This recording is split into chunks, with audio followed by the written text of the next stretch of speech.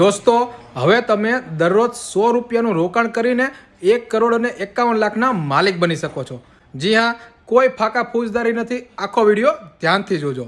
જો તમે દરરોજના 100 રૂપિયા બચાવશો તો મહિનાના 3000 રૂપિયા બચશે અને આ 3000 રૂપિયાની દર મહિને એસઆઈપી કરવાની છે અને આ એસઆઈપીને દર વર્ષે 10%થી વધારતી જવાની છે.